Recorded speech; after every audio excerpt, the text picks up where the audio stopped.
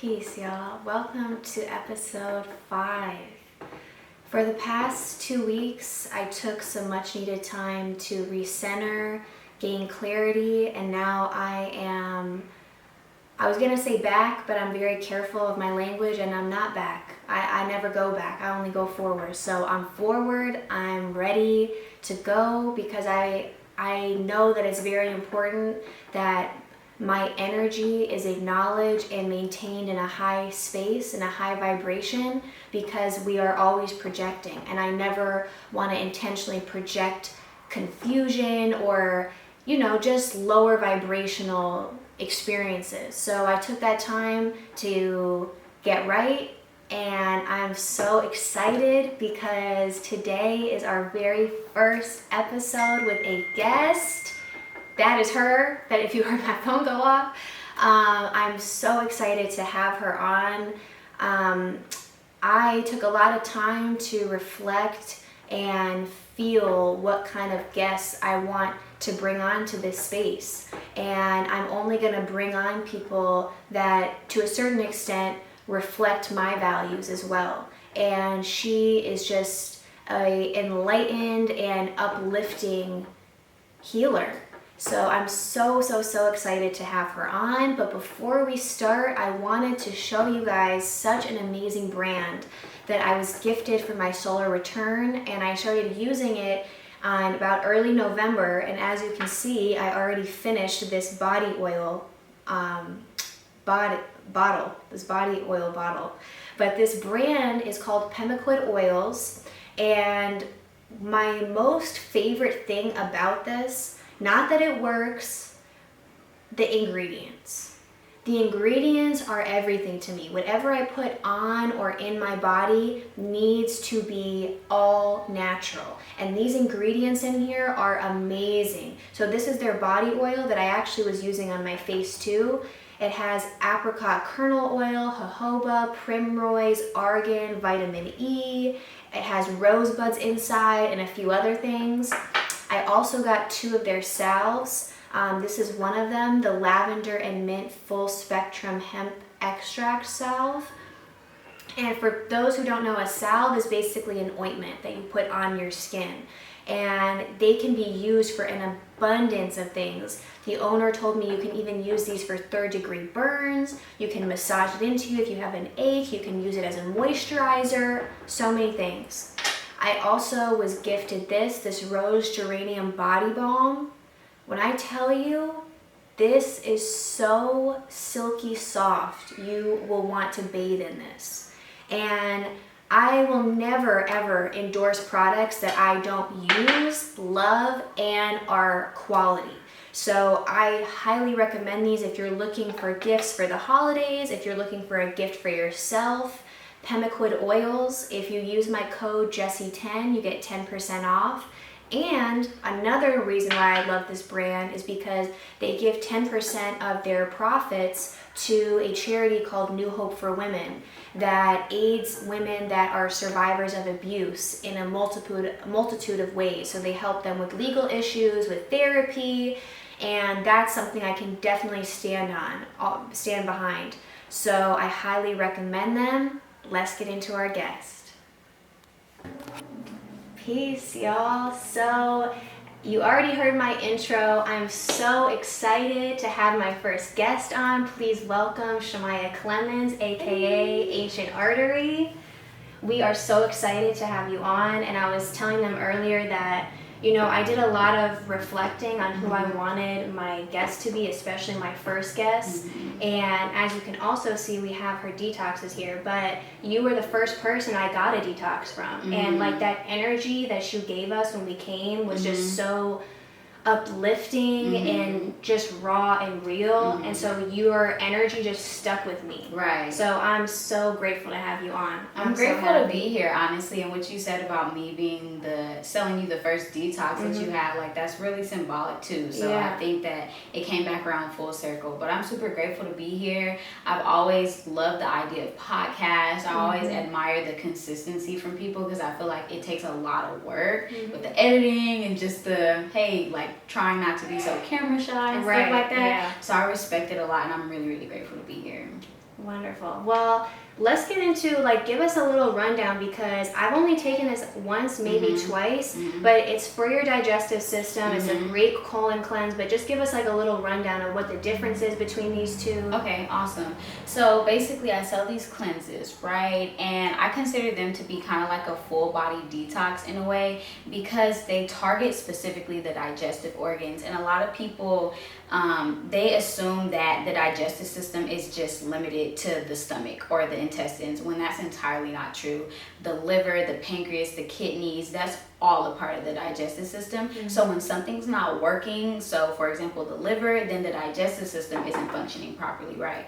So this cleanse is specifically for the colon and the intestines, and once you drink it, that bitterness taste that everybody like just knows like the back of their hand now, it's like, it's the worst taste ever, but it's perfect for the body because it translates to a cold for the body. So once you taste this, your body's going to start to release bile and to start detox. So the herbs that are in here, they mainly target the intestinal tract. However, they go deeper in the body. So for example, like the contribo, or is also known as like duck flower, that's really good for the uterus as well. So some women may even experience purging of mucus from their vagina, and purging of mucus from their noses. Some people like sweat, some people just like blow their nose. We're detoxing in different ways when we take this cleanse, and for the most part you'll notice yourself going to the bathroom and excreting a lot of waste that's been lodged in your body for years, but other people detox in different ways. Now this one is the tonic. It's actually one that a lot of people overlook, because they're like, oh, like I went through this and I was strong, so that's it. Like, but this one, even though it's just as bitter, is very, very essential. Like the minerals in here, like calcium, iron, magnesium, they're essential because they replenish you after detoxing. Detoxing is great, but a lot of people overlook the fact that we can lose electrolytes and minerals from detoxing, because it's also a strenuous process. Your body also needs energy to detox, just like it needs energy to get up every day, could do everyday things, right? So this tonic just simply replenishes your body with those minerals, and it goes in and it cleanses the lymphatic system. They're also both great for high blood pressure and like cleansing the blood. So they do so many things that I don't like just saying, oh, this is a colon cleanse and this is a blood tonic. They do so many things for the person, whoever's taking them. They have individual effects, and it's honestly personalized for whoever's taking it. So yeah. And that's something too also to remember if you're new to herbs, is that herbs don't ever have one effect. Never. Herbs are so abundant, and that's why Mother Nature needs to be so appreciated. Yeah, exactly. You know, like she said, these have an abundance of effects, and that's so funny, because for some reason when I drank this one, I'm like, oh, this one isn't going to taste that bad. No, it tastes the same. It tastes just as Forget bad. about the taste. Yeah, okay? exactly. Your taste buds are not your rulers. Right. Okay, so this will get you right. I can speak from experience. You got to have a day when you at home, you don't want to be out, but it will definitely do what it needs to do. Exactly. So thank you for bringing these. She brought these because I wanted to show you guys too what they look like, but I'm also going to take them. So I'm gonna show you guys, because I didn't have the podcast before when I first took it, so I'm going to show you guys kind of the effects that I feel from it. The reaction and whatnot. Yeah, because a lot of people are like, oh my God, it's so bitter, it's nasty. I'm like, you just threw back Hennessy. Right. You just took a shot of Hennessy, shut up. Like, you're fine, you know? And like, if you're gonna sacrifice that like nasty taste for like an effect, it should be a healing effect. You know, like, no shade to anybody who drinks alcohol, that's your poison. But like, this is, it's a sacrifice that you're willing to take that'll give you like a healing benefit, a nurturing benefit. So I just think it's entirely worth it. Truly. Definitely. Okay, so before we get going, I always like to start with our intentions. It's so important to set intentions for whatever we do, because then we can fully reflect on if that experience gave us what we desired. Right. Did we fulfill that? Yes. So I'm just going to close my eyes for a little minute, set this intention.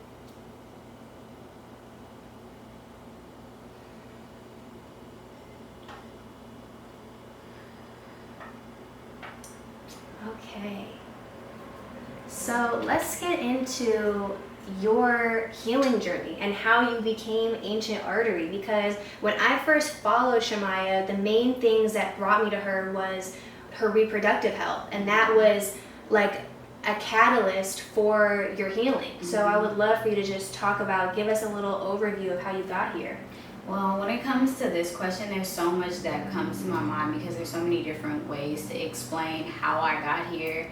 I feel like there's a humble way, and then there's like a hustle way to explain it. I'm gonna explain the humble way first. Like, well, first of all, like I was in college and it was my sophomore year at UCLA. Like everything was just going fine. Like Voyage LA and Shout Out LA did an interview on this exact story, and I explained it as my life was seemingly perfect to me. Like, oh, like full ride college student, sophomore year, got my own car, I'm just happy, you know, even though the homework was annoying. Everything was fine, right? But I had a problem that followed me to college, and that I tried to use birth control to kind of prevent and stop the problem from occurring. But as I got to college, I realized in one of my classes, it was a biotechnology cluster. So essentially that's just a class teaching you about the different technologies used in the medical field. And one of those technologies that we went a little deeper into was birth control. And I was on birth control at the time. But as I was, you know, studying birth control and looking into what it did for the body, I was like, you know what, I don't think I really want this in my body anymore. So that class actually inspired me to stop taking birth control. And I stopped taking birth control, and those problems that I was mentioning before followed, and they reoccurred. So I was literally just cramping like crazy whenever my cycle came down. Super nauseous, just super like not even present. Like if I can explain it in one word, I would just say I wasn't present. And when I stopped taking that birth control, like I said, those problems came right back full circle. And I was like, all right, I need to do something and figure this out, because if not, then I'm going to be having to skip out on class or miss out on my assignments just to go to the hospital and get hooked up to an IV and get prescribed more drugs. So I was like, all right, I need to take a different route. And that's what inspired me to take a more holistic route. And one of the first things that I tried was a detox pearl. Like I would honestly say that was like my first introduction into the holistic field. And I took a detox pearl, and it's a pearl that you insert vaginally and you leave in over the course of initially 24 hours, and then the next pearl you leave in for 48 hours. So in total it's a 72-hour detox. But the time that you leave it in isn't even, it's incomparable to the time that it's out, because the time that it's out, you're just purging. You're just purging and releasing toxins and just waste and mucus and excess candida that's been lodged inside of you. So that pearl like literally exposed myself. Like I was like, whoa, that's me, that's coming out of me. Oh no. I was literally in the nail shop when it happened. I was like in the nail shop and I was drinking Starbucks. And that caffeine just triggered oh man, it was so bad. I went to the bathroom and I passed this huge blood clot, and I was like, whoa. I'm like, was it painful? No, it wasn't painful to pass. I was cramping at the time, so that's where the pain came from. But passing the blood clot was just like, I didn't even know what happened. I looked in the toilet and I was like, well, who was in here before me? Because I'm like, that didn't come out of me. And I looked and I was like, Mom, like my period starting. She was like, oh no. And at the time my mom had an eye infection. She literally had like a viral infection in her eye and she couldn't see. So I drove us to the nail shop.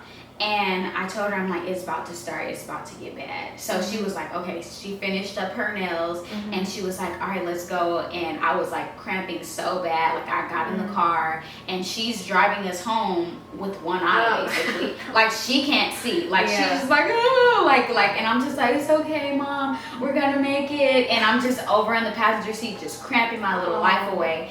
And we finally make it home by the grace of God. And my brothers come get me out the car.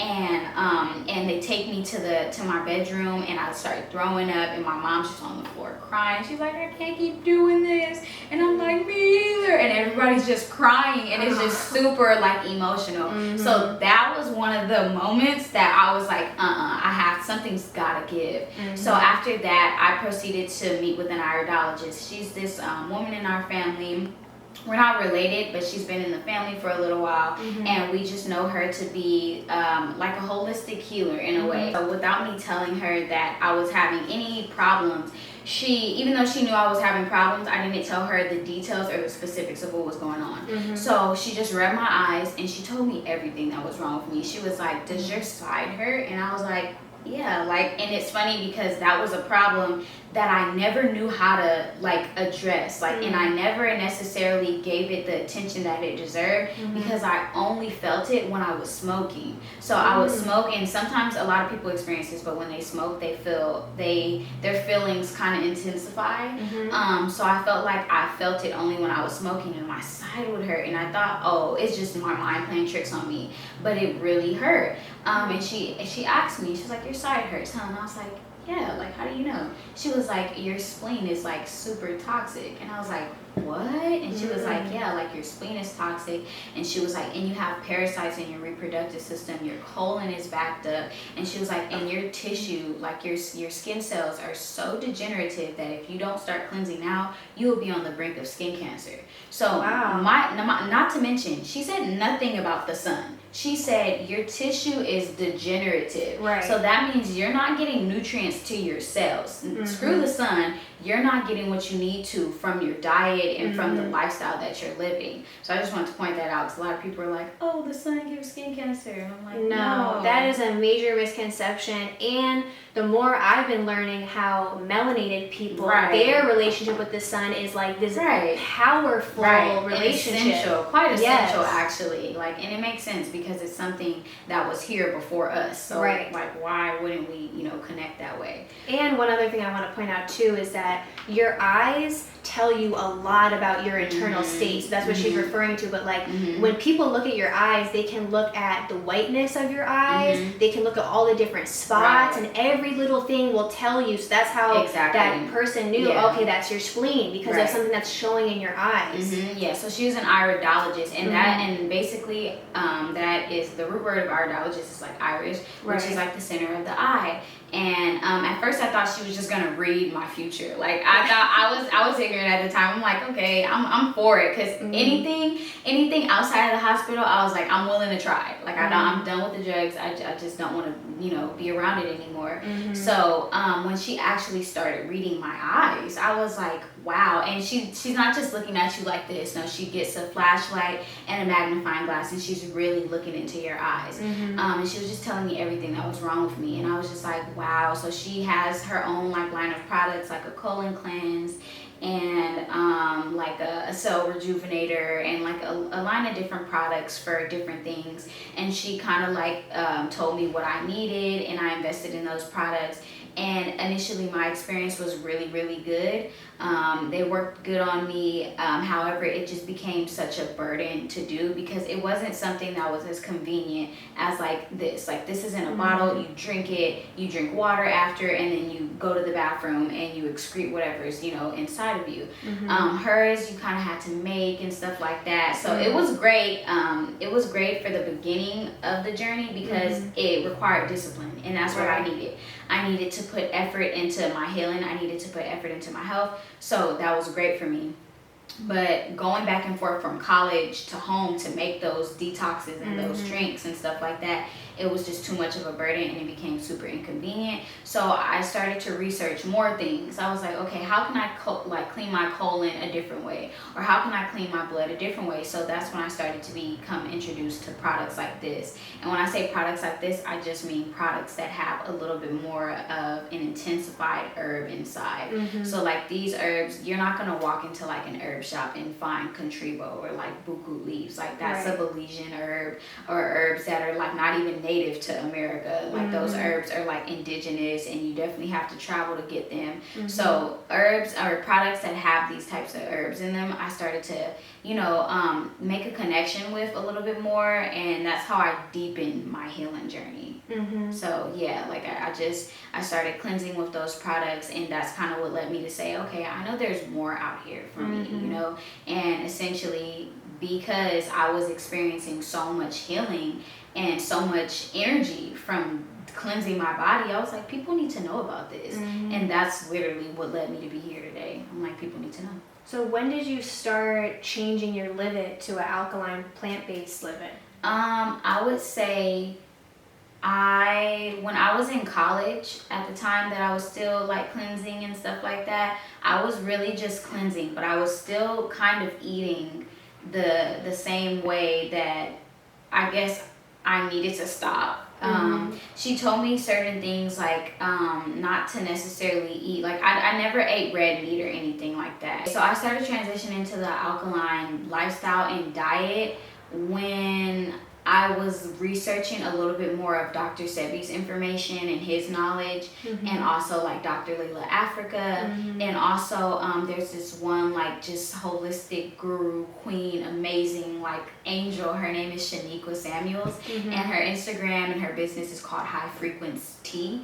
And I think I know what you're talking about. She has really pretty skin. Gorgeous skin. I love her and she's stuff. just her mind is like literally so beautiful. Yeah. But yeah, so I started researching, you know, people like that, and they were just like laying down facts, and I was like, wow, like, you know, so they was talking about the meat, they was talking about the dairy, they were talking about eggs, they were talking about the GMO foods and stuff like that. And so I was like, all right. So slowly but surely I started cutting things out. A lot of people think that I just woke up alkaline, and that's so look, I had a stash of turtles in like on the side of my bed, like I had a stash of candy that I would like treat myself to when I felt like I was doing good. Or if it was like Friday, I was like, yep, I deserve Thai food. You know, so I'm like I definitely had to get to this point. Yeah. But yeah, like once I started becoming more knowledgeable about the foods that I was eating being harmful to my body, I stopped eating them. I feel like I never really went on a rampage like, meat is bad, stop eating meat, everybody stop eating meat. I feel like a lot of people and a lot of vegans get to that point where they just start judging everybody for eating meat. And I'm like, bro, we're conditioned to be this way. We have to make our way back, and everybody has their time. Everybody has that moment where they realize that. So I started to just become more conscious and more aware of the foods that weren't necessarily good for me, and like I said, were contributing to my sickness. So I was like, all right, I'm done with this. And then I started detoxing more. I started doing parasite cleanses. I started doing more cell cleanses and stuff like that. Just going a little bit deeper into my body. And that's when I realized that when I stopped eating those foods, I felt better. You know, so it's not necessarily like, oh, I miss these foods. It's like, no, like I stopped eating them. I feel 10 times better. I don't need them anymore, you know? So yeah, like I would say it was the knowledge that kind of pushed me towards this alkaline lifestyle. Like I learned what was good for me, what wasn't good for me, and I was able to decipher what I wanted in my body. Right. And too, for me, I feel like I had to monitor my levels of self-love because when you really feel the effects of changing your livet and you mix that with an abundance of self-love, it's like I don't even want to entertain that. That's I've evolved past that. Right. The self-love is so that's like, I would say that's one of the biggest benefits that I've got from transitioning to plant-based lifestyle and to actually pursuing healing in my life is the self-love, which I feel like I definitely lacked in my life. Like there's so many people who pretend to be confident and they pretend to be like they just got it going on 24/7, and I was never that person.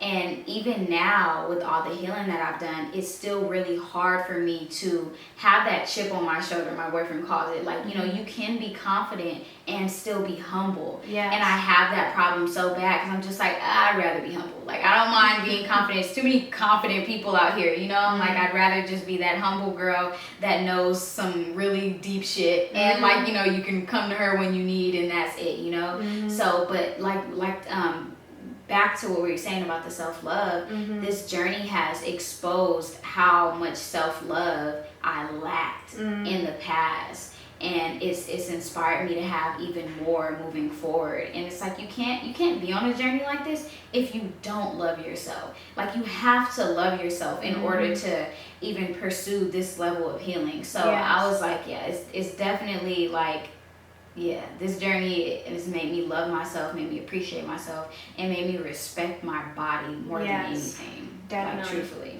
That's what this detox reminds me too, because it's like you said, the taste is not good. But when I'm drinking it, I'm either after I drink it or just, thinking to myself these affirmations like, this is healing my cells. Exactly. I love myself, so I'm putting nutrient dense things in my vessel. Like when you speak those words and you start to feel it, everything shifts, and it becomes so much less about the food and more about the nourishment and how you feel and how your body is evolving. And that process is not easy. It's not easy, but it's beautiful. It is beautiful. And like you said, like when you consume this, you think and you start affirming yourself. And I tell a lot of people who slide in my DMs, it's like, I couldn't get it down, like, I felt like I was getting ready to throw up. And I'm like, it's more mental. Taking this cleanse is more mental than anything. And it's mental because you have to accept that these herbs and this product is nature made, and it's going to benefit you. You just have to sacrifice a little, like 30 seconds to get it down, So I tell people, like, you have to kind of calm your mind before anything, So the fact that you say that you started affirming yourself when you drink these things is beautiful, because I tell people, like, just focus on the benefits. Focus on what it's going to do for you, not this moment, focus on the healing that's going to come after, and all of the benefits that's going to, come after that, and the awareness at that, like the consciousness. This is like consciousness in a bottle. Really? Like after your first time drinking this detox, when the next time you need to cleanse it. Yes. When the next time you need something raw in your body. I agree with that 100%. Oh my God, you can just so feel true. it like something needs to get right. Exactly. It's like an unexplainable vibe in a bottle. Like honestly, truthfully. Well, so we know how alkaline plant-based, affects our vessel, but beyond the self-love, what else can you say how this lifestyle has evolved you spiritually? Because all these things that I talk about on here are so much more than what initially meets the eye. My food journey has connected me so much more with source and with my spirit. So I would love to hear, how that's been for you. I would say the alkaline lifestyle, and I want to say plant-based lifestyle too, because I feel like when people say alkaline, they only consider the food, but it's so much deeper than the food. It's the plants, it's the herbs, and they all categorize under plant. So I like to refer to it as plant-based.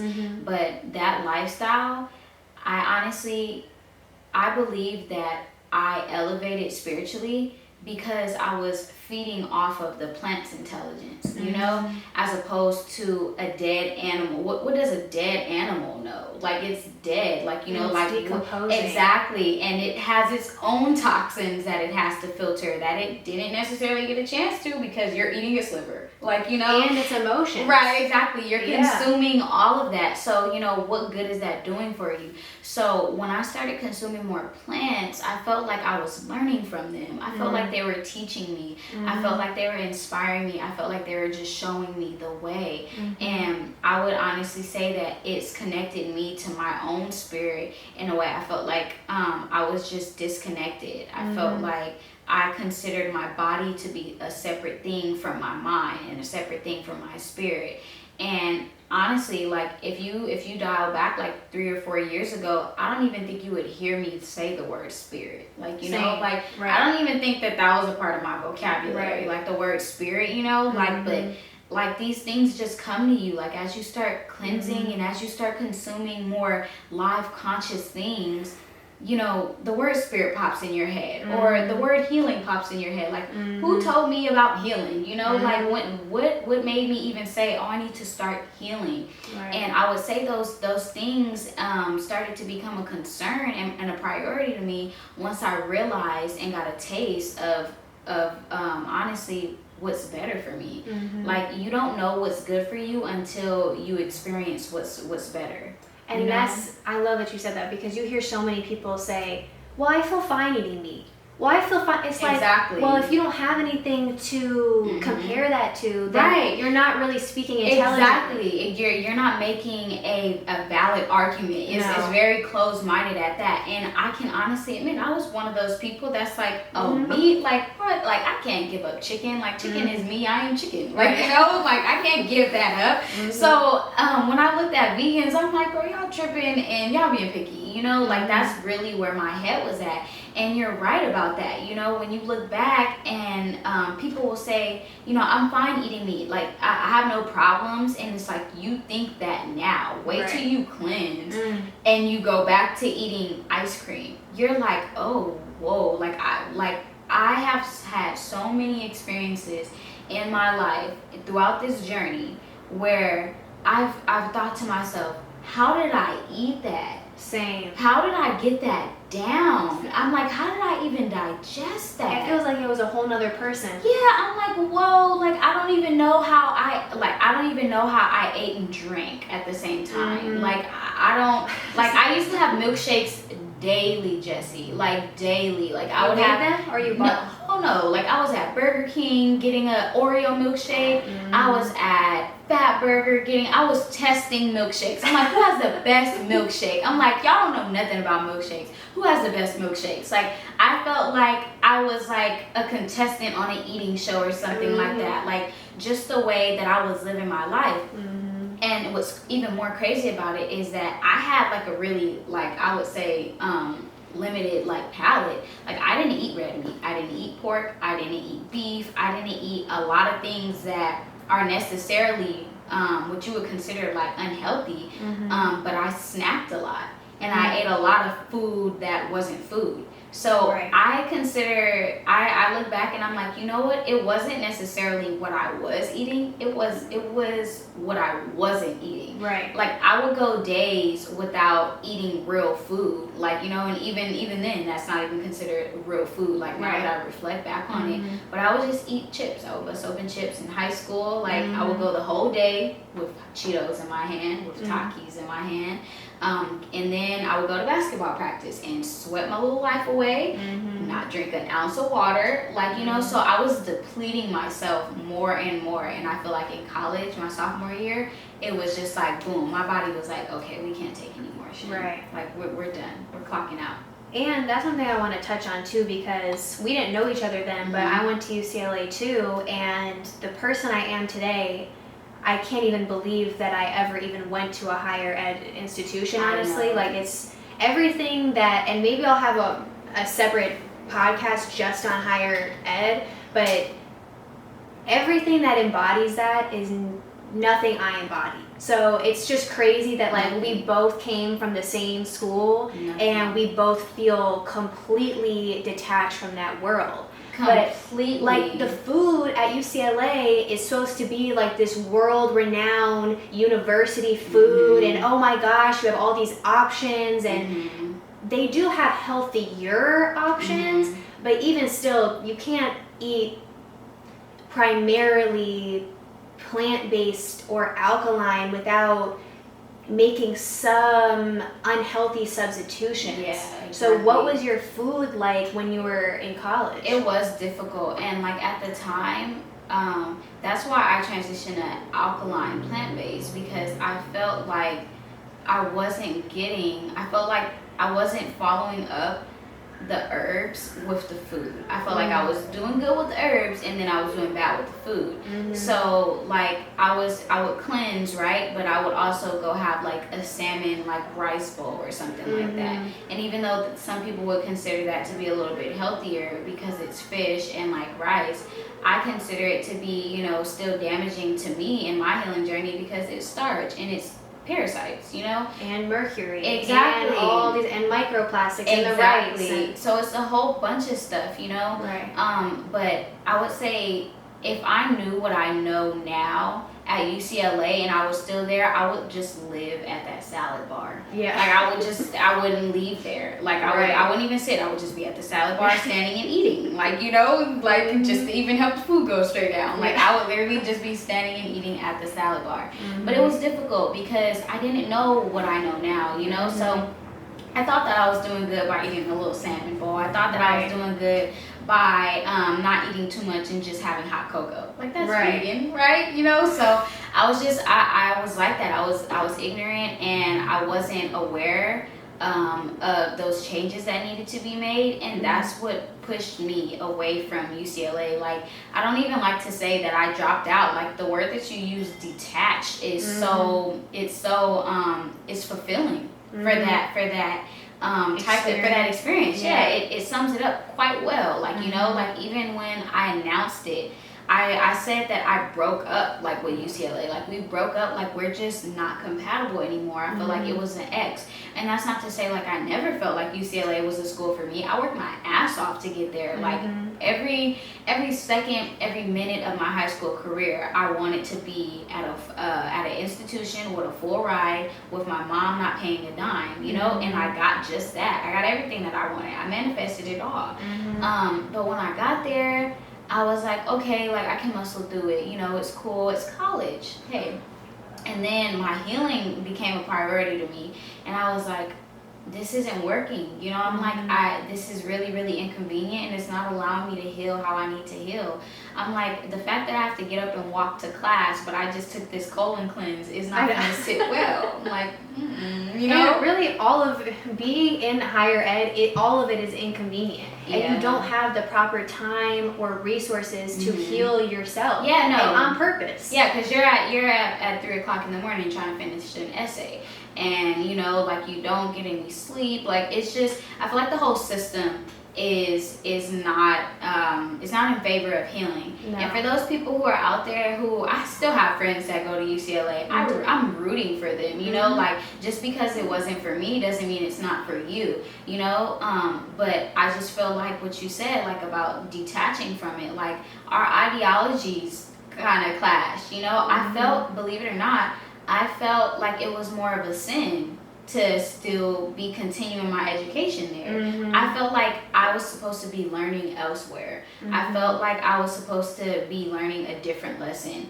And now that I know that, I feel like nature is supposed to be teaching me. My own experience is supposed to be teaching me, you know, like, I'm like taught by nature, you know, like, I'm taught by my own experience. And at UCLA, I felt like it was like, these are how many credits you need, and this is a teacher that needs to be teaching this class, and you have to choose between the lesser of two evils. This teacher has horrible reviews, but this teacher is like super strict, but tends to give A or a B, and it's just like just having to decide, it weighed too much on my conscience. It just weighed too much on me. So that detachment was really real, and I feel like moving forward, I look back and I realized how called I was being. I was being called by, like, you would even call it like a higher source, like, you know, and I was up so late trying to figure out what to do. I was so conflicted. Like,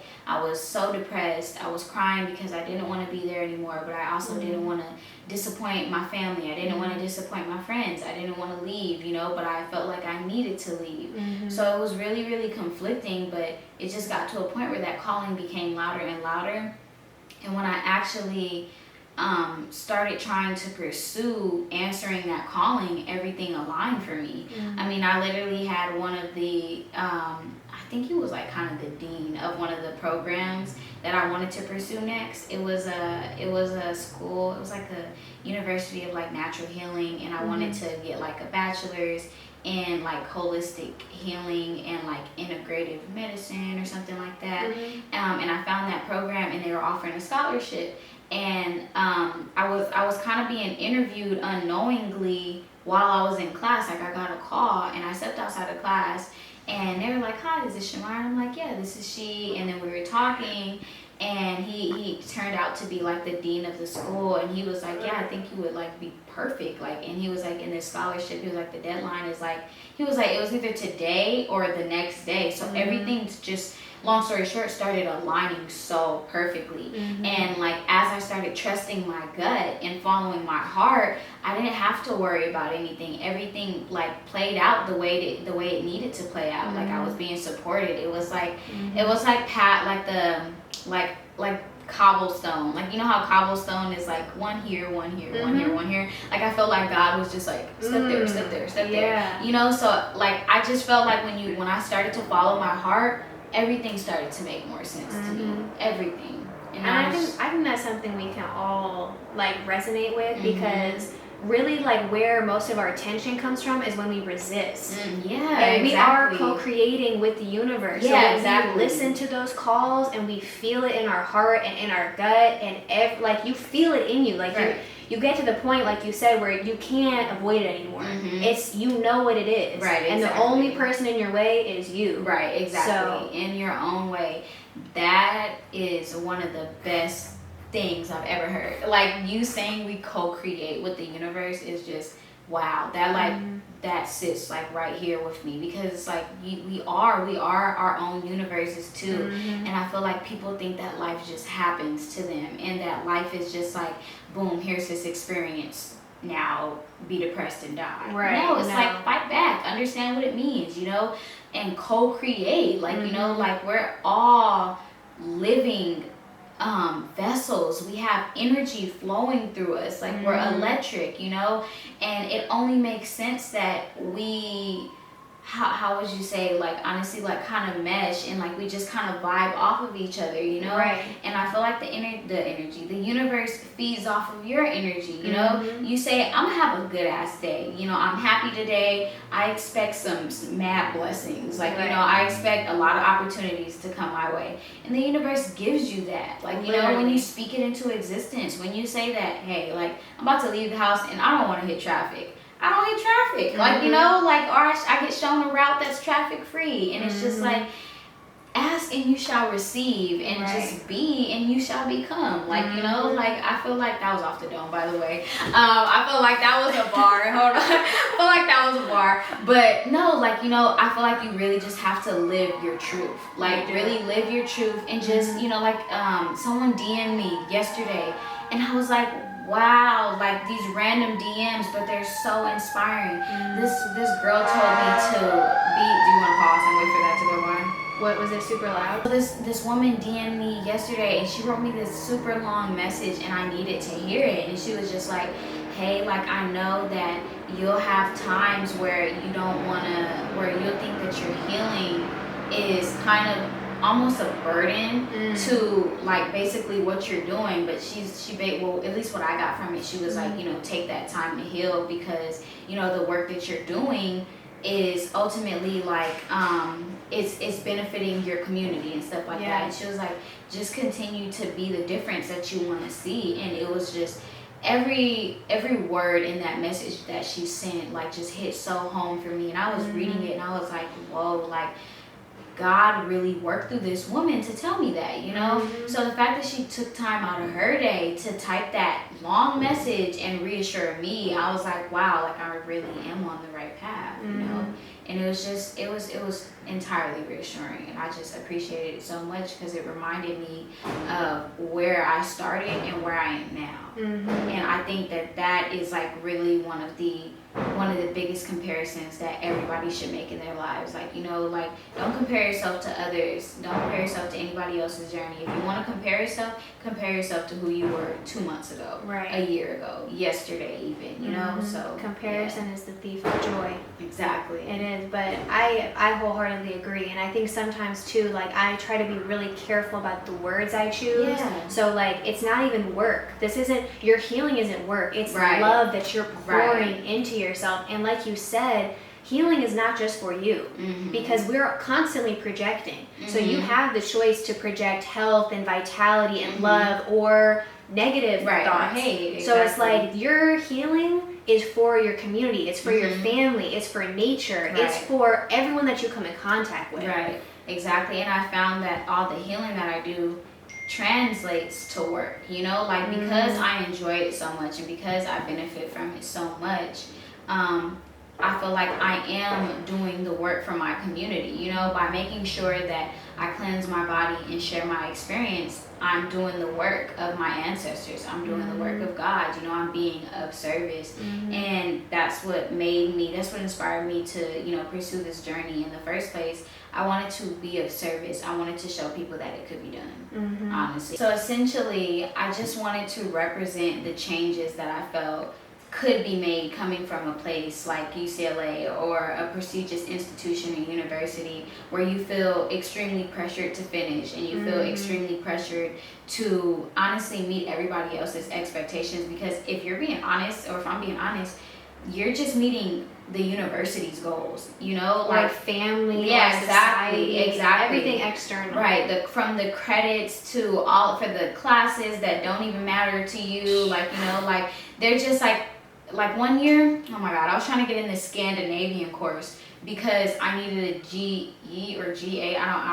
GE requirement. I'm so like out of touch with the lingo and everything, but I needed a GE requirement, and I was just I found myself like scrambling to find a new class to take. Like, so I ended up taking like Romans history or something like that, and it was just like, that doesn't mean anything to me. First of all, this is not my history. Like, you know, I would much rather learn about me. Exactly. Yeah. It's a lot of fabricated stuff going on. And it was so, like, why, you know? Right. But, like, all that to say, you know, that the university and the schools, they have these requirements of you, and they end up depleting you before you even get a chance to pursue what you really want to do, you know? And I even have friends who are going to school because they feel like, you know, their family wants them to do it. So like I was saying, just the pressure. I know a lot of people who are going to school to satisfy their parents, satisfy their friends, satisfy their family, and they believe that they have this reputation that they have to uphold. And I speak from experience saying that, because I was valedictorian in high school.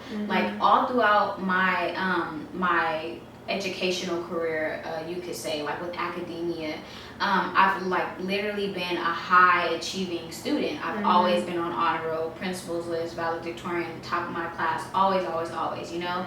So it just came so easy to me, and I felt like I had to continue that and uphold that, you know, moving forward. So college was never not an option for me. Like, honestly, I'm like, college is for sure the next thing. I would have never thought that I would have been on this path, like, at all. If you would have asked me 2 years ago where I would have ended up, I would have been like, in somebody's classroom, you know?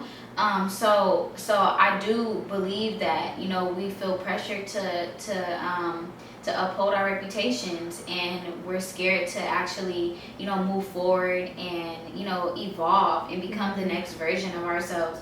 I love this one saying, it kind of, I don't know it word for word, but basically it's saying that, you know, after you change, like, stop trying to go back to your old life. You're a completely different person now. You've had new experiences. You're not the same person you were yesterday. So don't feel pressured to, you know, even be that person. You know, like, you have to readjust. You have to adapt. It's a part of our human nature to adapt and evolve to new environments and whatnot. So I think that everybody, like, deserves to give themselves that chance to change.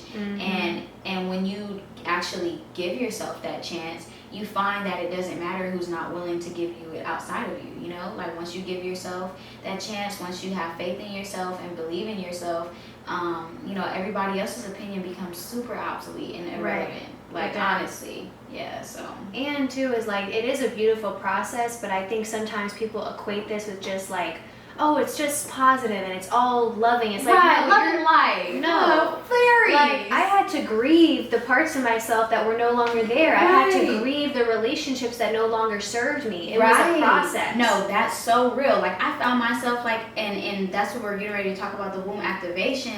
I found myself, like, almost mourning or missing my old self. I felt like she was more feminine than I was now. And I felt like she was more, like, bold and out there. And it's funny because if you really want to be honest, she was more insecure, you know? So it's just like, that's why I mentioned, like, you know, we think that we got it going on, and we pretend to be so confident, and we pretend to be, you know, have this high self-esteem. oh, that shit's not true. That shit is really for show, you know? And it took me to actually have a real partner who helped me understand that the most beautiful things about me was my vulnerability and in fact the way that I love, and that's most beautiful, you know? And it took that for me to be able to realize, like, you know, what I felt like I was super insecure about, it doesn't deserve that depressed energy, you know? Like, what I need to actually you know, acknowledge and stand with and walk with and move with is my heart. Like, you know, like my capacity to love, my capacity to heal is what makes me Shemayah, is what makes me ancient artery, you know? So anything else outside of that is just so irrelevant. It's so irrelevant. But yeah, it definitely took a real genuine partner to help me realize, like, no, you're beautiful because of these things, and what you're trying to, the standard that you're trying to hold yourself to is not even, it doesn't really matter, you know? So yeah. And I think a lot of times, like, we get ourselves to these certain points in our healing, and we think like, oh yeah, I've done this and this, and oh, I've evolved past this, but then it comes back up. When you're with a true partner that and we're not talking about a fling, right? You know, like, no, I'm talking about someone that you are committed with. They are a mirror. They are your best reflection, and they will help you through the healing process with love. Yes. So we appreciate our partners. Shout out to our partners. Yes. Like, that's really like the best mirror that you can ever have right there. Like, you know, because you do get to see how much you're growing in them. You get to see how much you're working on your attitude by the way that you speak to them. Yes. How much you're working on your patience. Triggers. Exactly. How much you're triggered, and how patient and understanding and willing you're being with them by the trajectory and the progress of the relationship, essentially. Well, since we're talking about relationships and womb healing does go somewhat into that, let's get into it, because as women, and especially young women, I feel like this topic is so neglected. Like, what is our womb? Why is it important? You know, because like in the past, I just think of it, oh, I have a uterus and I have fallopian tubes. And I'm not understanding that one of my most sacred spaces in my vessel is my womb. And that emotions are just energy in motion. So when you're not releasing, when you're not acknowledging, it's not like the shit is just disappearing. It is staying stagnant, and it's coming forward, maybe when you're having sex, maybe when you're having self-pleasure. Or when you're talking to somebody. Anyway. Exactly. So, you know, you've been posting a lot more things on womb healing. What has catapulted that new experience for you? I would say what inspired this path in my healing journey would be me having a car accident. Like, in October, I was in a car accident, and I've been out of a car for like almost 2 months maybe, and I've had a lot of time to self-reflect and sit in the house. I haven't really been able to do anything, so anytime I'm actually able to do something, it's like my boyfriend coming to get me, and he's like, okay, where do you need to go? Let me take you wherever you need to go. But in the meantime, when I'm by myself and, you know, I don't have anything to do, I felt like I needed to give a little bit more attention to my insecurities. I felt like my insecurities were coming up a lot, you know, while I was at home, like just doing nothing. And that's because I had nowhere to go. I wasn't getting dressed up, dolled up, wasn't doing my hair. So I just was looking in the mirror like, ugh. Like, you know, I'm like, oh, like, take care of yourself. But I'm like, I shouldn't feel that way about myself, even if I'm not doing anything, you know, like, even if I'm not doing anything special, I'm still me, and I shouldn't be that hard on myself. So that caused me to kind of just reflect, and I was looking back at old pictures of myself, and I'm like, oh, she was cute. I'm like, who is that girl? I'm like, and where is she at now?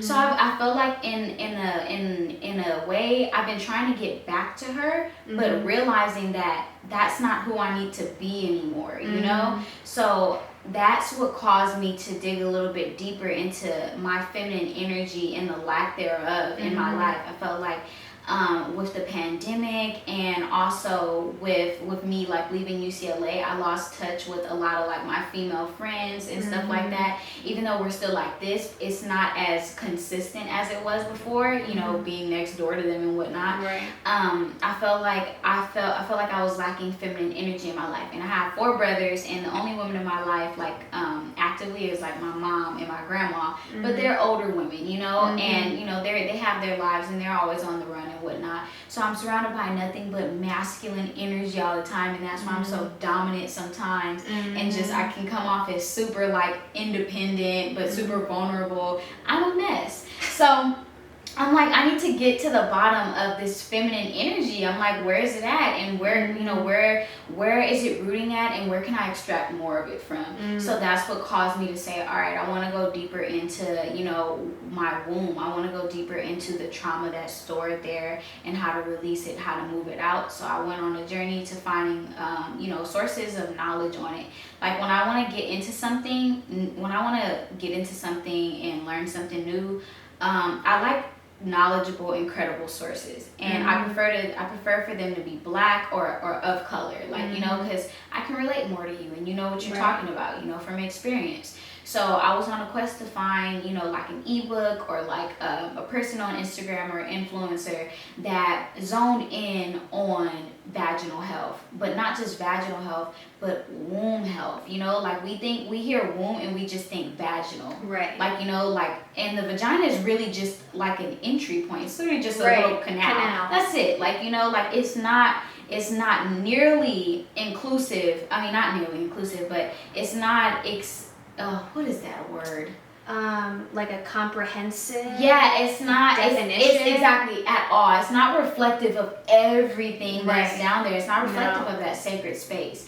And now, if I like to refer to it as yoni, I think that it's like so like powerful. Like I love that word. Like my boyfriend literally has me saved in his phone as yoni yo.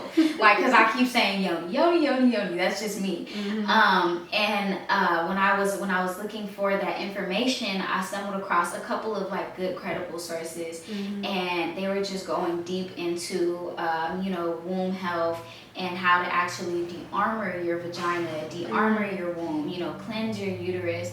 And I was like, whoa, like, you know, I was super interested in it. And I'm like, all right, I'm going to invest in this. So I bought my yoni wand, I bought my yoni egg, I bought more. And do you steam too? Yeah, like not regularly, but I bought a steam. So I'm definitely gathering all the tools that I need to really like dive into this journey, like just head on. So like throughout this time where I've just been at home, like chilling, carless, I've been like, okay, like I need to dive into this a little bit more, and here's everything that I need to do it. And finding these sources of information have helped so much. There's this one woman, specifically her Instagram is I am Lady Yoni. She has this ebook. When I tell you it's only $15, but I would have paid $1,000 for it. It's like this 70-page ebook, and it's just so, it goes into depth about yoni health and how orgasms translate to transcendental healing within the body. And now I have this book, and it's by it's actually a quite popular book. It's by Mantak Chia, and it's called Healing Love. That book, I'm only on like the 30th page, and it's so invigorating mentally, and it's just stimulating all around. And he was mentioning how, you know, when you learn to actually when you learn to pleasure yourself in a certain way, you can discharge the orgasmic energy not to the universe, not outward to the universe, but inward, right, to your organs. So and they refer to that as the valley orgasm. I'm like, whoa, so I'm just learning so much about all this stuff, and I'm like really, really excited. Like, it's empowering. It is, it really is. And I'm more happy because I feel like for so long I've neglected my womb because I've had so many troubles with it over the years. I'm like, I just reflected, or not reflected, I kind of considered my womb to be almost like a fly trap or something. I'm like, it's just trouble down there. I'm like, whether it be my period or whether it be something that I eat that disrupts the balance down there. I'm just like, man, like what's wrong? I'm just like, what now? You know, and that is not how you should treat yourself at all. Like, and if anything, I'm learning to stop understanding or recognizing that space as a space that's separate from me. Like, you know, like we're not separate at all. My mind, my body, my spirit, we're not separate. We're all one. And I'm learning to apply that same logic and that same awareness to my yoni, to my womb, to that space, you know, because it deserves that recognition. And it deserves that acknowledgement. You have so you just said so many good things. I feel like I just need a minute to like take all that in. Digest. Everything you said I resonate with, you know, and also it's just so interesting how all these like revelations come to you, like why these things occurred. You know, because like you said, it's the food, but it's also past partners. If we're talking, you know, frankly, it's also the relationship you have with your father, and how that wound, you know, intertwines with all of this, with your femininity. And femininity, you know, is this beautiful just being. You know, it's not going out, it's not this assertive, you know, it's just like this essence that is exactly. I think relaxed. Essence is a really, really great word to describe it. Essence, because it is.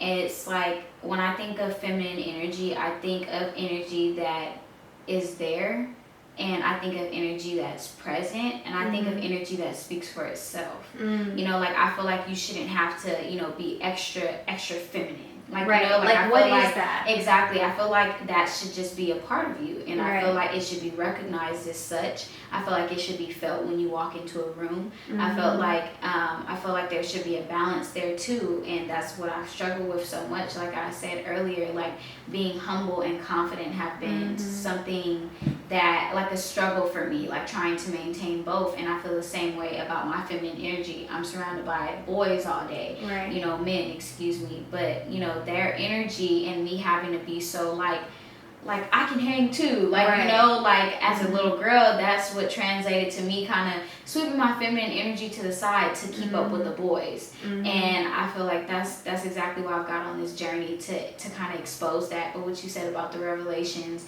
and the realizations that come up along this journey, like when I tell you randomly I could be doing some damn dishes and I'm like, whoa, I'm like, damn, I fell when I was a little girl and I hit my vagina on the bed.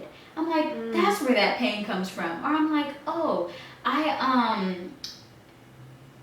wait, I lost it. Wait, let's double back. Because I don't know if I want to call that a vagina. Because that's not a vagina. That's just a space. No, well, yeah, like that whole area, it hurts so bad. Yeah, you can say vulva. Yeah, vulva. Yeah. Yeah, that would what you call it. No, but I want to give a different explanation because what you said about the revelations, like, no, that's so real. Like, I'm trying to think of one that really stuck to me. Like one of the ones that I was thinking about was when I was a little girl, and like I told you, I don't have sisters. I just have nothing but brothers. And I finally got like a best friend, and of course she was a girl, and I started comparing myself to her so much in different ways, from our hair to the way that we dressed to the way that we did things. And I felt like she was so naturally feminine and I was so like the opposite, like, you know. And that's one of the revelations that came up. I'm like, wow. So like you were saying about the revelations, and when we say revelations, I kind of refer to the realizations that I have along this journey, you know, the things that come up in my mind that help me connect the dots with the trauma that I've been experiencing or the discomfort that I've been experiencing. And those little revelations are things that help me just understand how I got to where I am now, you know. And a great example of that is one of the practices that I Am Lady Yoni talks about in her ebook is vaginal de-armoring. And that's something that it's a practice that you use a yoni wand with. You use the yoni wand to basically go inside yourself, or you can use your own fingers to go inside yourself exactly, and it looks just like that, with the type of shape and like like shape. I like want the curve. Yeah, exactly, the curve and just the figure of it. Yeah. But that will be perfect for vaginal de-armoring. But that is it's a tool that you use to go inside yourself and basically apply pressure to areas of discomfort or areas that feel like there's kind of like trauma there. And you press and emotions come up while you're pressing, and you're like, wow. And I found myself crying so many times, and I'm like, wow. Like, and I found myself wanting to apologize to myself and say that I'm sorry. And basically I love the way she explains it as a massage. Like, you know, when you go get a massage, they're not just rubbing you, you know, they're getting in there, they're getting the kinks out. And she was like, the same thing applies to the yoni, you know, like we have areas where there's trauma there, we have areas where there's kinks there, and they translate to different emotional trauma and whatnot. And she was saying that using a tool like a yoni wand, or even using your hands or your fingers, help to, you know, identify those areas, apply pressure to those areas, and free them. Because I think that what's most beautiful about that practice is that it's just awareness and it's just acknowledgement. Like, that's all it is. Like, you're literally using a tool or using your fingers, and you're going inside yourself, within yourself, to see what's wrong, what happened, where's the problem, you know, how can I fix it?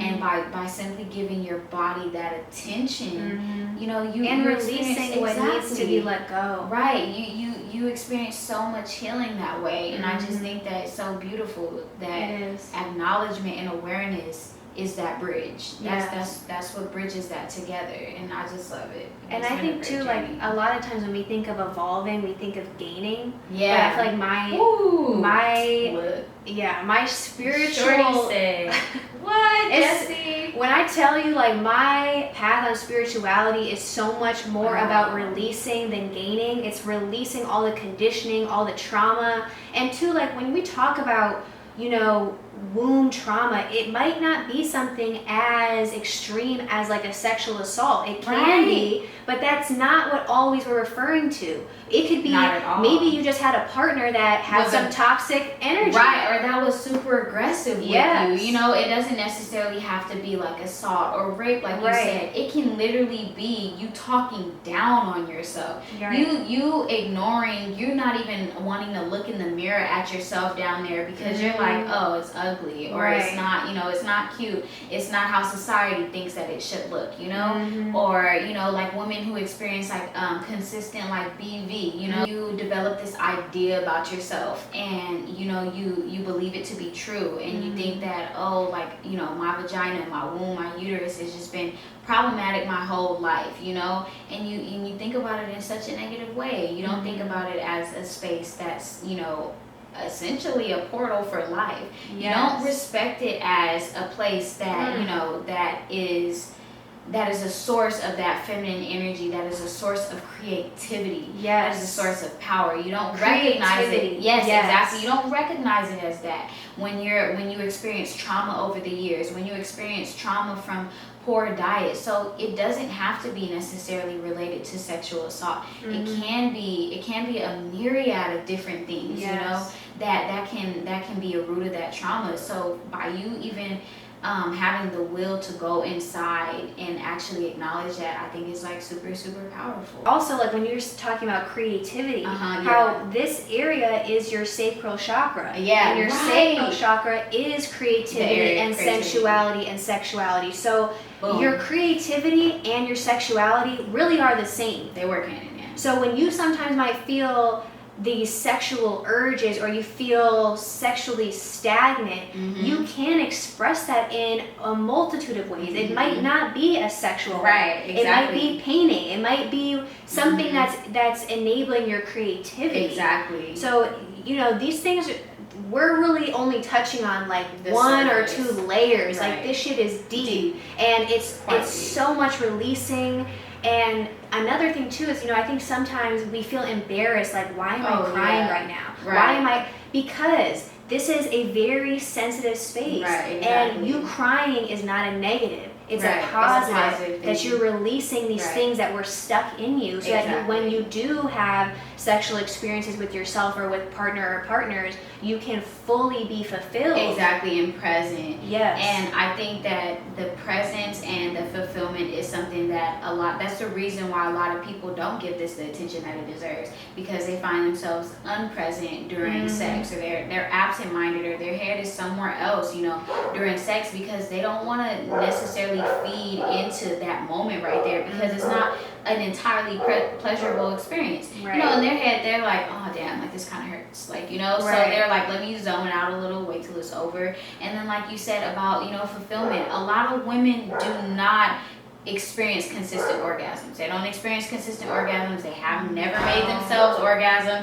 They've never had anybody else make them orgasm, and they don't think that it's something that deserves attention, you know? And you said something that stuck out to me when we were talking about the sacral chakra and creativity, and you spoke on sensuality. Sensuality is something that I have been learning to zone in and zero in on way more in the past few days. Sensuality, like I was doing this workbook, and it was basically asking, what does sensuality mean to you?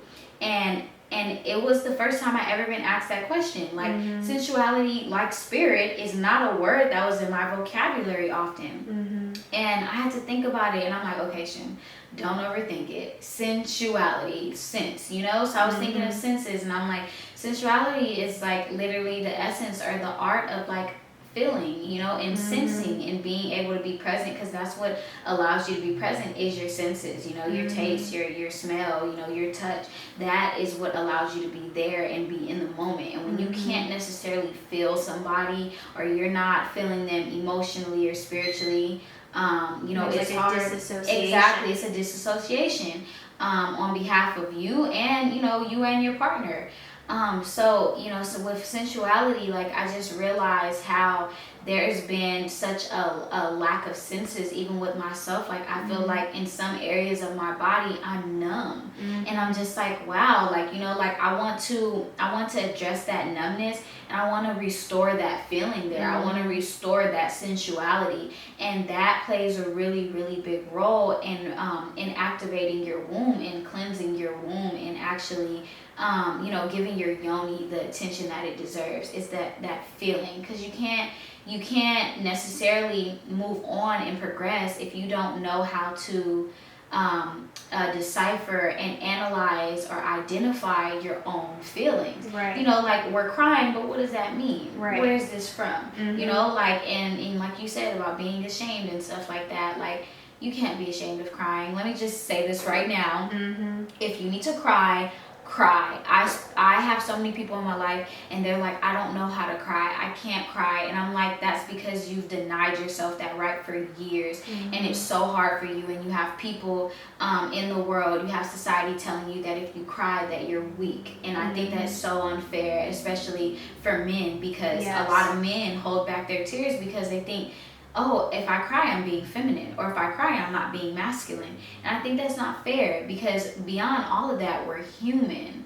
And too, we all have masculine and feminine energies in us. So if we're denying that part, we're denying a part of ourselves. Exactly, we're denying a part of ourselves. When you don't allow yourself to evolve, when you don't allow yourself to grow, you're limiting your evolution. Yes. And at that point, you're like, it's like you're the walking dead, because anything that's not growing is dead. Right. Like, if you're not growing, you're dead inside. And you need to awaken yourself. And I feel like on this journey, I've realized that crying is one of the gateways to doing that. Crying, I feel so much better after crying. Like, after I completed my 30-day fast, I cried so much. I had cried, and it was funny because I just got a massage. I didn't know why I was crying, but afterwards I told my mom, and she was like, you just had a massage, like, you released, like, it was like some stored stored emotions. And it also built up over the fast, because I was in the house all day, and I was like, like you definitely need to rest during fasting. Right. So I was like really stagnant. I felt like I was cooped up a lot of times and stuff like that. So I felt like I got really tense, and I built up a lot of stress and stuff like that. So when I got that massage and those kinks got worked out, like it triggered emotions. I was actually crying during the massage, but after I got out, I paid and everything. I sat in the car and I cried for like 20 minutes, and it was like the most releasing thing ever. I felt like that completed my fast, because I felt like after I fasted, even though it was for 30 days and it was very revealing and telling, I felt like something was missing. I'm like, I feel accomplished, but I feel like I didn't feel like I could celebrate it, and I didn't want that for me. I'm like, I did a big thing for myself that deserves to be celebrated. And it wasn't until after I like boo-hooed that I felt like, whoa, like I just completed a 30-day fast. I'm here right now. Like, and just all these memories and all these thoughts came rushing in. I'm like, wow, I was here 2 years ago, and now I'm here. So yeah, like, for anyone that needs to cry, go get that shit out. Right? No, seriously, cry. If you have to watch a sad movie to at least trigger it, or a sad song or something, right? Cry. No, seriously. Yes. And I made a post about it a while back about how crying is a form of detoxing. When you cry, I think you I detox saw mucus. That. Right. Like you detox mucus, and I feel like that mucus that you had, that you were releasing, is mucus that was stored, while you were doing whatever you were doing, like I feel like, for example, when you cry, like the mucus comes out, but say, in the past you had like a really, really poor diet and you ate a lot of mucus forming things that got stored in your body, and you were crying because you realized that, like while you were on that diet, you were neglecting yourself, and you were feeding your wants and not satisfying your needs. Right. And for you to reflect on that is a quite emotional thing, because I've done it too. I'm literally speaking from experience. I reflect on how bad I treated myself and how horrible I ate, and I'm like, wow, like it was disrespect to my body, and that made me emotional, because I'm like, I love my body. Like, my body heals so fast, and like one day I could have a scar and the next it's like healing. Right. I'm like, whoa, new blood cells. I'm like, like everything is just so cool. So it's like when you actually respect your body as a healing space, I feel like everything becomes really emotional. Like, you become sensitive about certain things. It's just like, why are you crying? It's just like, because I had pizza 2 years ago and it wasn't good for me, So like, it's the little things, But of course, like we mentioned earlier, like, you won't be able to understand what we're talking about if you don't want better for yourself, you know? Like, oh, I'm fine eating meat. Yeah, you might think you're fine, but until you start actually putting things in your body that are good for you and cleansing out what's not, you're not going to understand. You're not going to actually be able to comprehend what we're talking about. Right. You have to feel it for yourself. Exactly. And then once you get to that point, you'll understand that the little things are really big. Yes. Huge. Definitely. And something else I wanted to touch on that we talked about a little bit earlier, because this, I have a different experience than you, being that I present as white.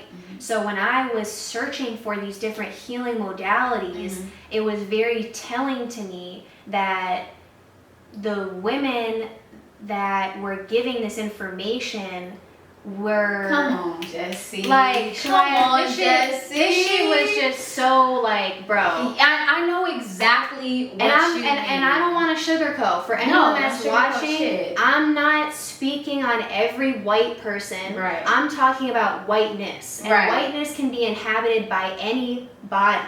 Okay? So this is not like, oh, I'm blaming a whole group. No, I'm really touching on the entire realm of whiteness and how that affects our health, how that affects the way we think, how that affects our privilege. And when I started diving deep into healing, I was like, these white women are ridiculous.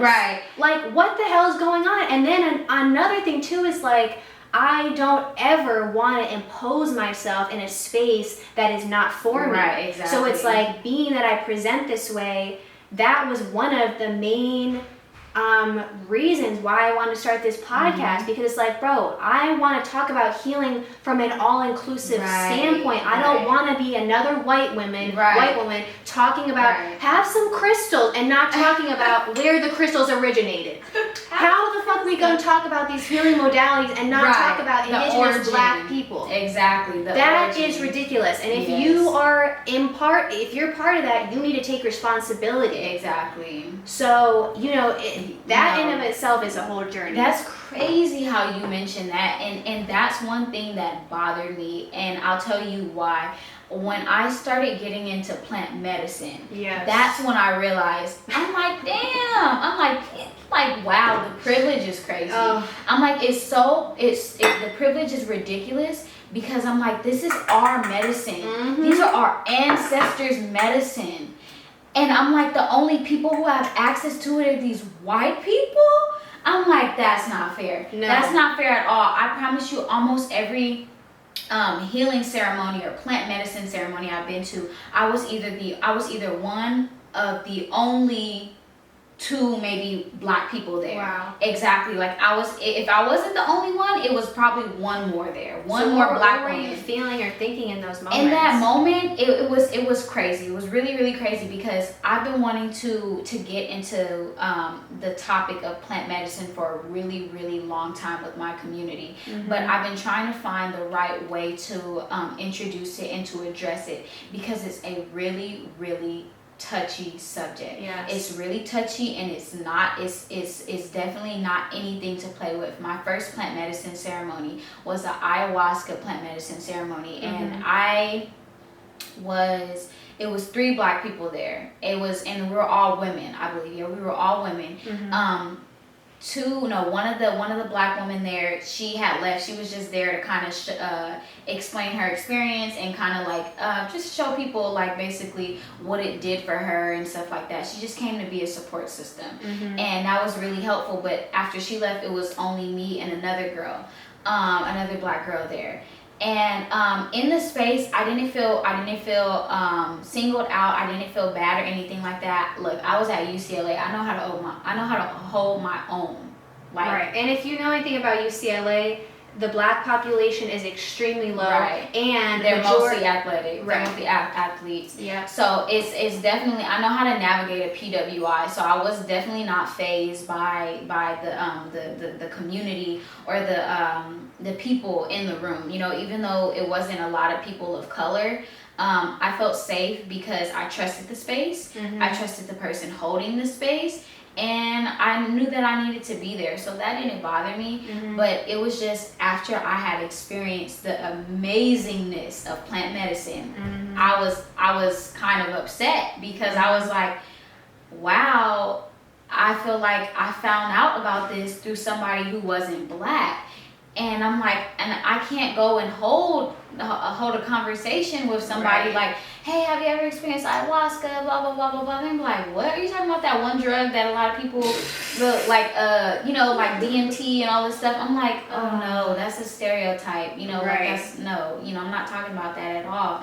But it just bothered me that that black women and that black men don't know that space. They're not familiar with that space and anything, because it was forcibly taken. Yeah, okay, exactly. You can't just say like, oh, they just don't know about it. No, white people forcibly taken it, and they still to this day hide it. Right, exactly. That's why certain things on this platform are censored. Exactly. I think that's really important to address too, because like I mentioned, like this is our medicine. This is indigenous medicine, you know. And the fact that this new generation and even generations before me have no knowledge of what an ayahuasca is, have no knowledge of what peyote medicine is, have no knowledge of what Cambo medicine is, or even basic herbs. Like, like these are herbs that are native to us, that are native to our bodies, that our bodies recognize, and we don't know anything about them. That hurt me. But despite that, that experience, that plant medicine experience, for it to be my first, I was really, really amazed, and I was really enlightened, and I wanted it for my friends. I wanted it for my mother. I wanted my boyfriend to come sit in. I wanted my mom to experience it. I wanted my grandma to experience it. You know, I wanted that. And for it to be, it's also pricey too, and you would call it inaccessible sometimes, but it's unfortunate, but I mean, we just have to keep working at it. We just keep having to work at, you know, it being an accessible thing for the people in our community, for our friends, for our family. Oops, sorry guys. For our family and whatnot. But yeah, like, you know, what you were saying about that privilege, you know, like looking into these plant medicines in these spaces, these healing spaces, and you just see these white women, and they're just and I'm like, oh, that's not fair. I'm like, what? Like it definitely I was gonna say invigorate, but that's not the word. It's like what is the word?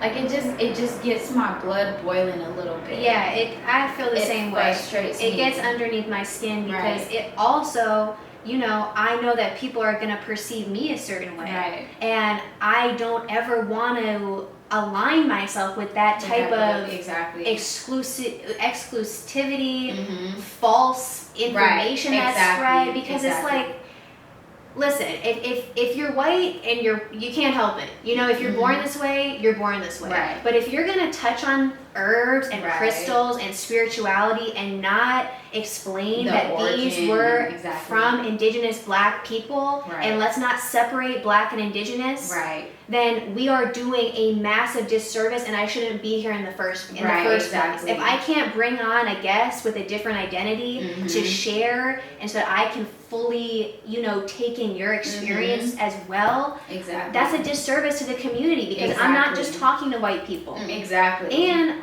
I want white people to see other white people take accountability. Okay, I'm so tired of like white people just sitting in this narrative like, oh, well, I fucked up, but I'm just gonna pretend I didn't. If you fucked up, it's natural, because you know what? They've made everything complex. They've made everything uncomfortable to talk about. So you are gonna make mistakes, because that's what was conditioned. So you might as well move through it with grace. You might as well move through it with love, and that is what's gonna bring your tribe. Not this fake bullshit that people want to pretend, oh, I'm like this because I do this and this. Exactly. I resonate with that so much. Like, you know, like I was saying, when I see these white women in these spaces, and it's just more white women, like it's like I barely even see black people like at all, you know, it's just more white women. And it's just like the fact that you're trying to invite more white women to heal from the trauma that their ancestors have caused is like, it's unfair. Like, it's you honestly know, disgusting. like I would like, if it would really be a different story if they were holding that space and reaching out to more black people to experience it, or even trying to get funded so that black people can experience it and not have to come out of pocket so much, you know, because it can be expensive. It's worth it, but it can really be expensive and inconvenient. But it's just the fact that it's like you're ignoring where this trauma rooted from, you know, like it's quite unfair, you know, and it's just, it is, like you said, it's disgusting. It's annoying to be like even with this, it's funny because even with this yoni journey that I'm on, I've seen the same thing, Jessie. I'm just like, wow, like it's crazy how you guys have access to this knowledge and it's not yours.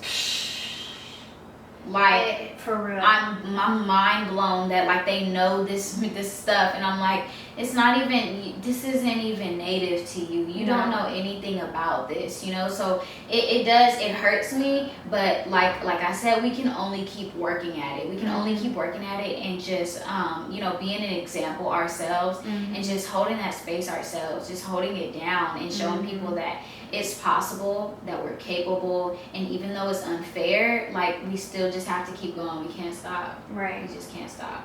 And too, I feel like that's part of my responsibility, because I feel like a lot of white people they only will uplift other voices that look like them. And I didn't pick you to come here because you were black. I picked you because of, like I said, that energy you gave me when I met you, that enlightenment, that just like love that you were exuding. But to not touch on these other identities that obviously affected your whole journey is a disservice, honestly. And I won't allow anyone in my circle to be a part of that. So if you're white and you're watching this, you're gonna have uncomfortable conversations with your family. You're gonna have these moments where you realize the people that you grew up with are not who you thought they were, and you need to let that shit go. If you are trying to elevate, if you're trying to find your people, those kinds of closed-minded people are not it. They're just gonna hold you back. They are just gonna hold you back, and they're a reflection of you. Exactly. And even for my black people, the same. Like, there's people in our families, there's people that are in our circles, friends, and they're not necessarily supportive of your healing. And that can look like you telling somebody, hey, I'm on this new diet and I'm not eating meat right now.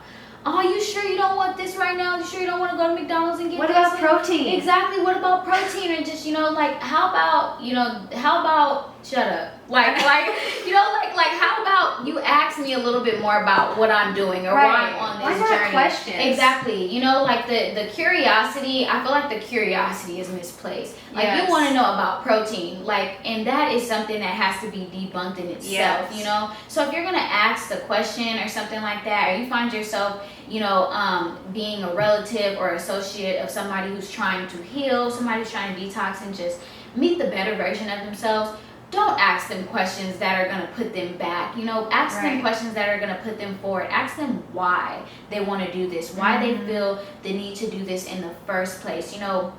What's their driving force? What's motivating them? What's inspiring them to even do this? Or what can you do to help them? And if you're healing, and that's one of the intentions that I set on the way over here, is that I want to resonate with the people who are trying to heal. I want to resonate, and I want my words to be felt by the people who are trying to find themselves, who are trying to understand themselves. So if you find yourself being one of those people, one of those individuals, please surround yourself with people who are going to support your journey. And if you don't, and if there's nobody like that in your circle, that's fine. They'll come to you. Like, you'll find yourself connecting with people like that. But in the meantime, don't stress yourself trying to search. Just better yourself and get yourself in the space and the state of mind to be able to receive that. Because 9 times out of 10, if those people aren't in your circle right now, you're not ready for them to be.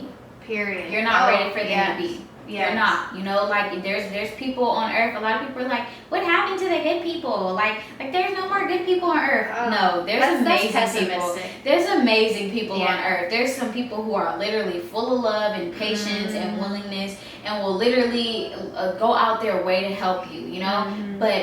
But God and the universe is protecting them so much that they won't be in your space if you're not ready for them. God is not going to send you those people if you're not ready to handle them. If you don't know how to receive their messages, that's just the type of protection and the type of shield that they have in their aura. So get yourself